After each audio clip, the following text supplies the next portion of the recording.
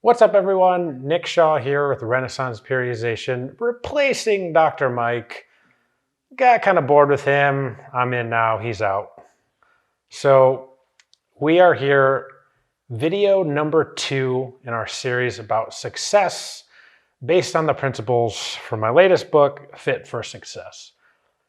After work ethic, which forms the foundation of our pyramid, the second most important principle in success, internal locus of control. A lot of people aren't even familiar with that term, so real quick overview.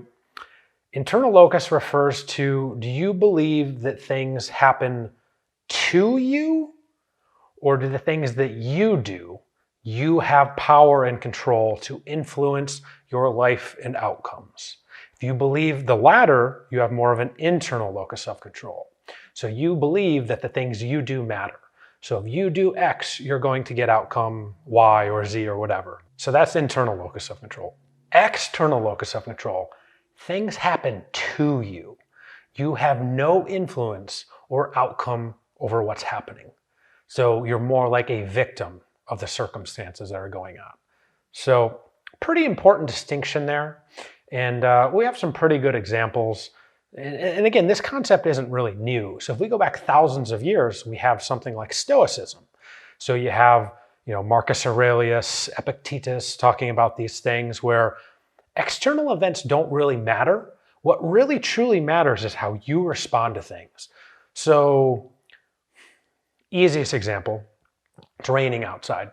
You don't have any control over that. What do you have control over? Well, if you take an umbrella, if you, put on a rain jacket, those are things that you can control. You cannot control the weather, so it's an external thing. Can't really control it. Again, focus on what you can control. That's the main difference there. Military examples. Let's go back to World War I. Probably just the worst, most awful war that there was. What do you have? You have two sides basically lobbing shells and artillery at each other. And all you're doing is sitting in the trench, hoping, essentially praying that you don't get hit. You have no control over what's going to happen. Let's take World War II, slightly different. Again, more tactical approach to battle. So again, you have more influence over what you're going to do. You can take a different strategy. You can flank your enemy. You can, attack, various manners. Again, more internal locus of control.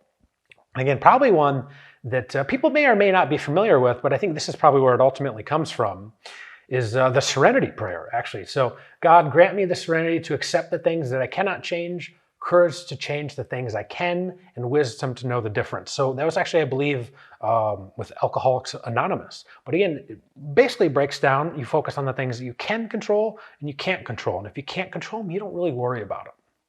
Bottom line, that's really it. So some more examples, prisoners of war. So we go back to the Holocaust. You have someone like Viktor Frankl, who wrote Man's Search for Meaning, fantastic book. He kind of had the same idea. No matter what was happening to him in person, he was able to keep his ability and how he responded to any external factor. So again, he's going through literally the worst stuff in the entire world that you could possibly think of, and he's still coming out okay because he knew that he had kind of a bigger purpose afterwards to write his book. And again, he just controlled what he could control. He couldn't control what was happening to him, but he could control how he responded. Same thing even in Vietnam War. You had guys that were prisoners for 5-6 years. And again, they really focused heavily on the things that they could do. They did not focus on what was happening to them from whoever was in charge, the North Vietnamese or whatever. So again, they focused back on what they could personally control. Real big, real important. We can also talk about the idea of flow. Not everyone's really familiar with this. I'm actually not going to pronounce the author's name. I was able to do it earlier, but I'm going to embarrass myself on camera. So anyways, there's a really brilliant psychologist, Mihail, last name very long, really hard to pronounce. We tried breaking it. Yeah, we tried breaking it down. Couldn't really do it.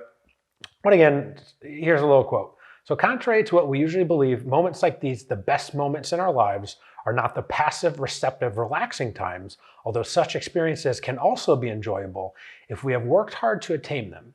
The best moments usually occur when a person's body or mind is stretched to its limits in a voluntary effort to accomplish something difficult and worthwhile. Optimal experience is thus something that we make happen. So essentially what he's talking about is to get into a state of flow. You have to be so focused on concentrating on what you're doing, what you have chosen to do, basically your passion, that you lose all sense of external factors. If we can maybe think of, if you're reading a book or just doing something, if you're into arts and crafts or, whatever it is, whatever your hobbies are, you just get so ingrained in that you lose all track of time. That essentially is being in a state of flow. Again, it's largely because you are picking your goals, you are picking your objectives. So it ties back into the idea of focusing on the things that you can control.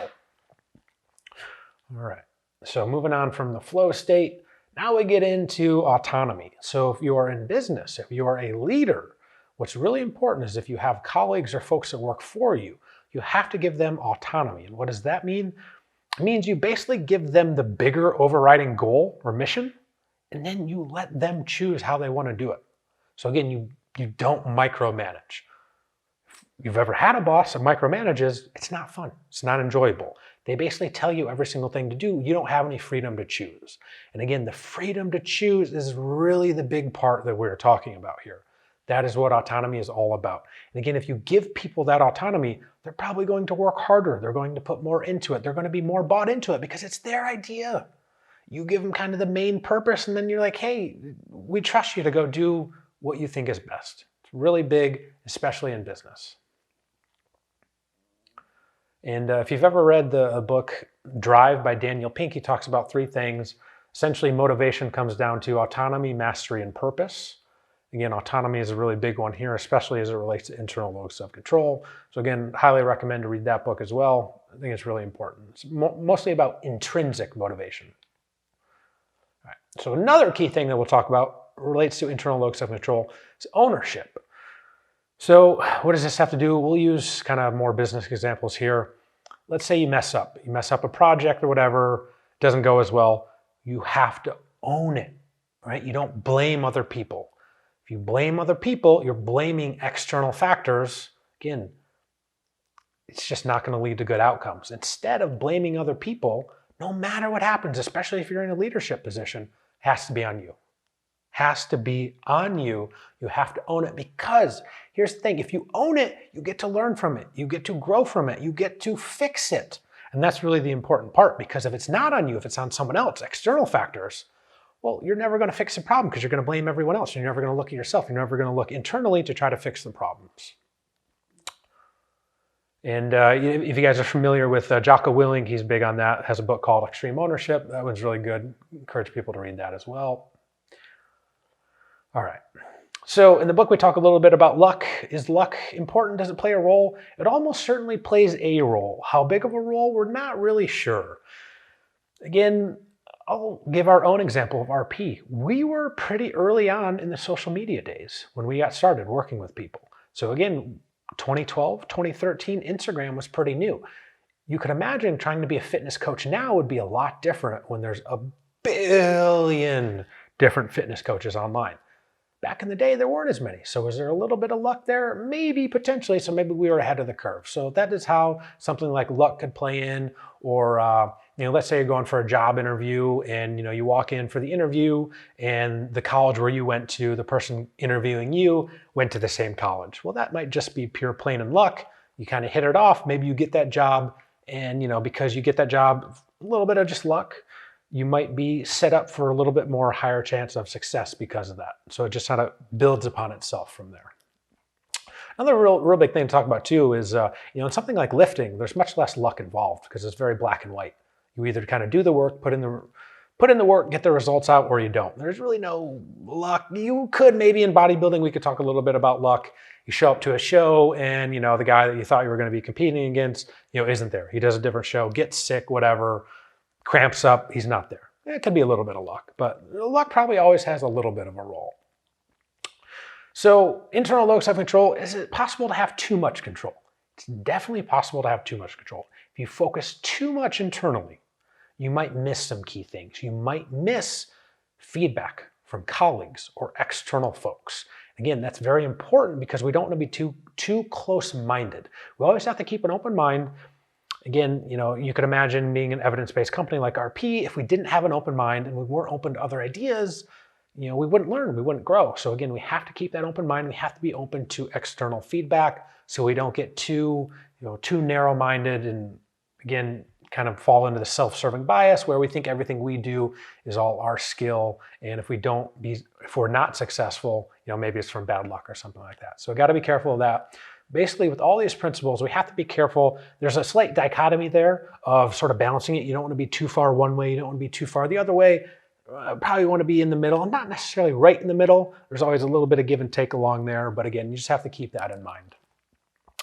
And so another thing that sort of ties into this is just ego, right? So again, if we talked about ownership and owning failures, well, you're probably not going to have a huge ego. People with huge egos, well, they tend to like to blame other people. They don't like to own the failures because, they don't think that they messed up or whatever. It's always someone else. So keep your ego in check, super important, especially in lifting. You don't walk into the gym and try to hit a 1 RM because you got a big ego. The person next to you is trying to lift more. It doesn't work like that. You stick to the plan, you stay, execute it, stay on track, be consistent. Balance is super important. As always, we're going to talk about balance with pretty much the rest of these 6 videos upcoming in the series here. So again, that kind of ends it for internal locus of control. At the end of the day, think of it this way. If something happens to you, can you control it? If the answer is yes, great, fix it, control it. If not, don't put too much time and energy into it. Till next time, see you later, guys.